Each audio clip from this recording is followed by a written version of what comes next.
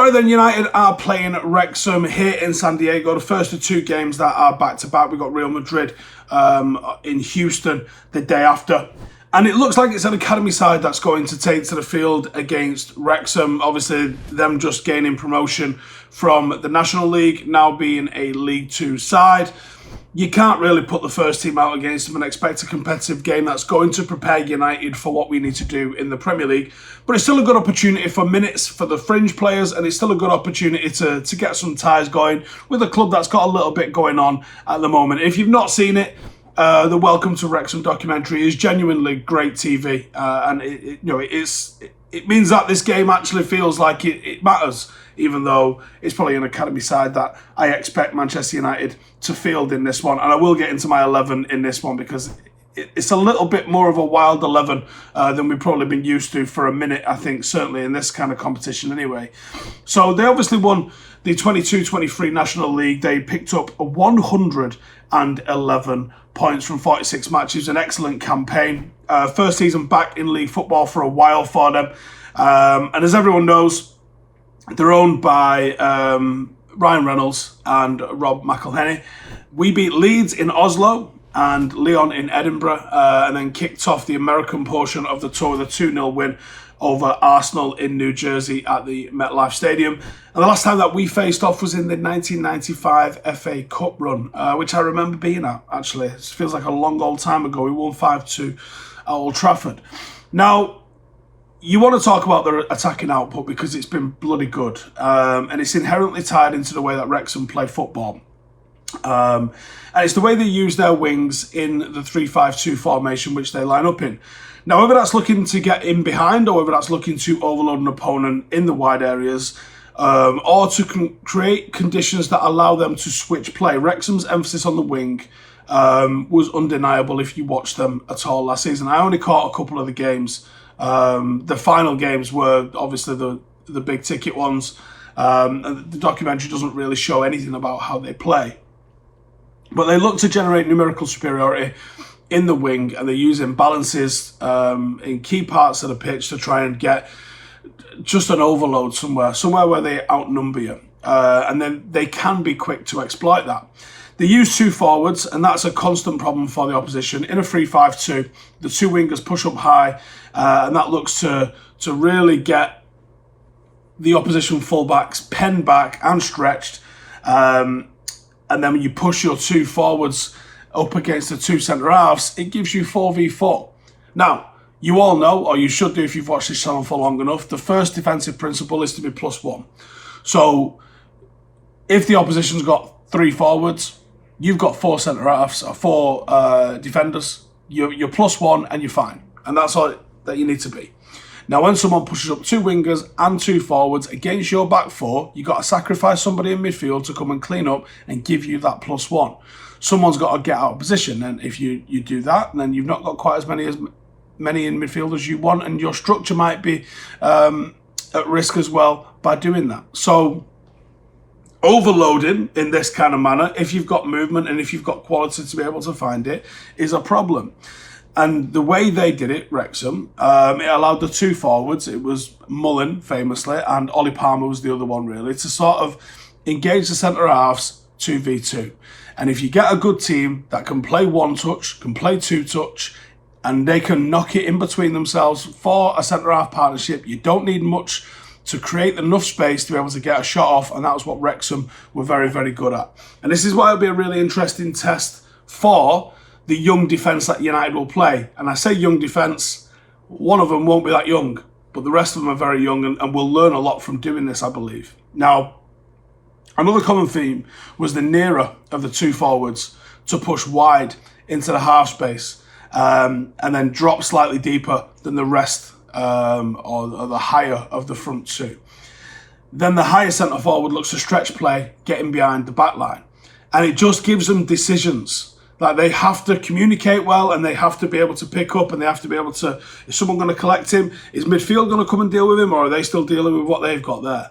And as the space opened up, the other forward bursts late from deep and can cause problems. That's where you have to have that awareness, that constantly checking of your shoulder, seeing what's around you, and all the rest of it. Defensively, only Boreham Wood's 40 goals conceded and the 42 allowed by Notts County was better than Wrexham. They gave up 43 goals on a league-leading 38.65 XG. And a tight defence was one of the big keys for them in their success last season. And whenever they lost the ball, they really benefited from having the numbers around the ball to be able to retrieve it, counter-press, get the ball centrally, move it out wide, and exploit the space left by the opposition. Defensive transitions for Wrexham last season were genuinely superb, and I do expect them to do well in League Two on the back of that. Out of possession, the two wing-backs often drop back to make a backline of 5, which means if someone matches them up with what they do to the other opposition, they have the +1 inherently in their formation. It does give up a little bit of something in midfield, but I think they caveat that by saying, look, yeah, we might give up a little bit of possession, but we will take it in the back line and make sure that we've got the numbers. In a high press, they typically got side by side to limit the opposition centre half. Opposition tend to push into the Wrexham half of the pitch. One of the two forwards would tend to drop deeper, leaving just a 1. So they can almost go,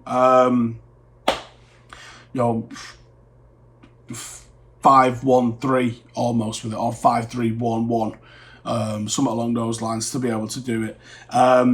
It makes it easier to limit an opposition number 6. Typically that's your playmaker when you're playing a 4-3-3 or 4-2-3-1.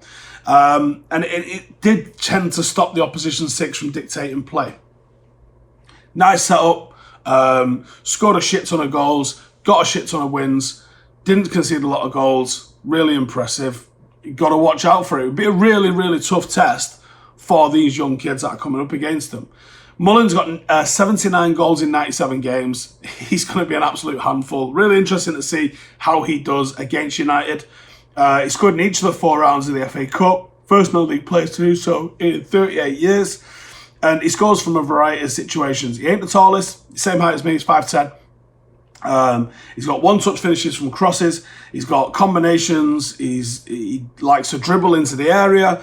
He's got snapshots from the edge of the area as well with power.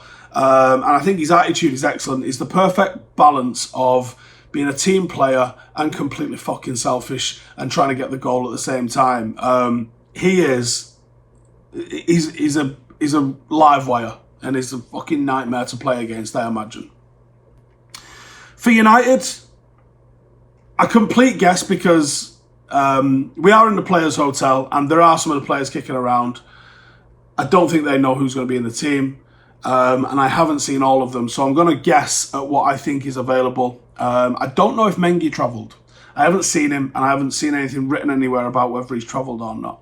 So, if Mengi's not playing, this is the team I go with. Otherwise, Mengi would start in this. Nathan Bishop in net. Don't think that's really a shot. Can't decide on Gerardo or Brandon Williams. I think either of those could be involved as a right-back. I think it should be, and I hope it is, Alvaro Fernandez at left-back because I'd be really excited to see what he can do against this team. Then I think it'll be Al Joffrey alongside Johnny Evans. I think that's the reason that you're seeing Johnny Evans is to give this young team a little bit of experience and a little bit of composure. I think in a 4-2-3-1 formation, Oyedele and Collier I would expect to be the two midfielders. Wouldn't be surprised to see Mainoo start this one, potentially. Wouldn't be surprised to see Hannibal start this one, but I got an inkling they'll be involved against Real Madrid instead, which is fantastic for them. But I think you could really go quite strong with your best youngsters in this one, and I think Hannibal and Mainoo have deserved that opportunity. I just don't think they'll be involved in this one. Isak, Hansen-Aarøen in the 10 in this particular position, taking Bruno's role. And then the wide players, Shola, Amari Forson, who's looked really good.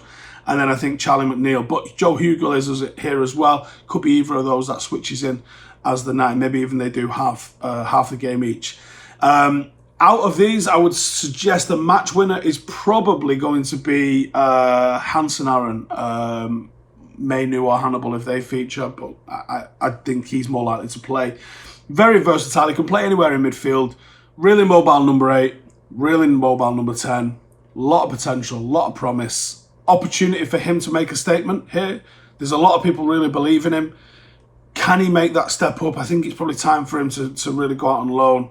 Really silky player with a lot of guile. Very, very technical. Really exciting player.